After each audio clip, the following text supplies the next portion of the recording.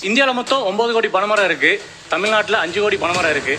அதில் 10%, அதாவது கிட்டத்தட்ட ஒரு 50 லட்சம் பனைமரத்தை நம்மளால் ப்ராப்பராக யூட்டிலைஸ் பண்ண முடியும் அப்படின்னா கிட்டத்தட்ட 5000 கோடி ரூபாய்க்கான ரெவன்யூ நம்மளால் ஜென்ரேட் பண்ண முடியும். வணக்கம், என்னோட பேர் கண்ணன்.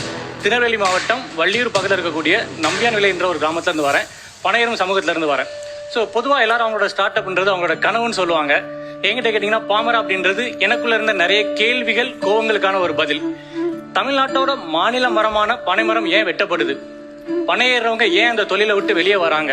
தண்ணீர் அதிகமாக தேவைப்படக்கூடிய தென்னையும் கரும்பும் இன்னைக்கு ஒரு கேஷ் கிராப்பாக இருக்கு. ஆனால் ஒரு வாட்டி விதைச்சிங்கன்னா அடுத்த 150 வருஷத்துக்கு பலன் தரக்கூடிய பனைமரம் இன்னைக்கும் ஏரி ஓரத்துலையும் சாலை ஓரத்தில் மட்டும்தான் இருக்கு. ஒயிட் சுகர், நாட்டு சர்க்கரையில் இன்னைக்கு வரைக்கும் வந்த ஒரு இண்டஸ்ட்ரியலைசேஷன், ஸ்டாண்டர்டைசேஷன் இன்னைக்கு வரை கருப்பட்டியில் நடக்கல. கருப்பட்டி ஒரு நல்ல ப்ராடக்ட், லோ கிளைசமிக். நம்ம சாப்பிட்டோம்னா நம்மளோட பிளட் சுகர் லெவல் அதிகமாக ஸ்பைக் பண்ணாது அப்படின்றது எல்லாருக்குமே தெரியும்.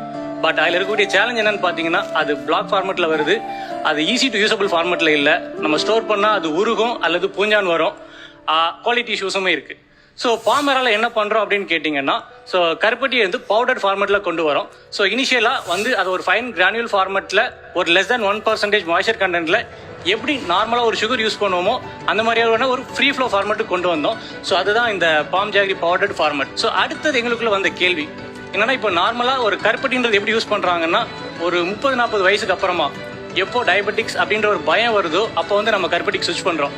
பட் எங்களுக்கு என்னன்னா, நீங்கள் கருப்பட்டி லோ கிளைசமிக், ஸோ ஒரு யங்கர் ஜென்ரேஷன் சைல்ட்ஹுட் ஸ்டேஜ்லேருந்தே கொண்டு வந்தால் அது இன்னும் பெட்டராக இருக்குமே அப்படின்றதால என்ன பண்ணோம் அப்படின்னா, ஸோ மாமன் கிட்ஸ் அப்படின்ற ஒரு தாட் ப்ராசஸ் உள்ள கொண்டு வந்தோம்.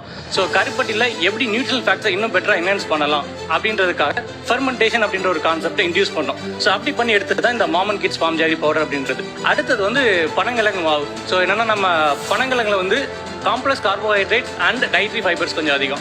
ஸோ அதனால் நம்ம நார்மலாக யூஸ் பண்ணக்கூடிய இட்லி, தோசை, சப்பாத்தி, பூரியில் ஒரு 2 or 3 ஸ்பூன்ஸ் ஆட் பண்ணும்போது அந்த ஃபுட்டோட கிளைசமிக் லோட இது கம்மி பண்ணி கொடுக்கும். அடுத்தது ரெட் பிளிஸ். இது என்னன்னா, ரெட் ஃப்ரூட்ஸ் அண்ட் வெஜிடபிள்ஸ் எடுத்து பாம் ஜாகரியோட மிக்ஸ் பண்ணி ஒரு மால்ட் மாதிரியான ஒரு எக்ஸ்ட்ராக்ட்ல எடுத்தது.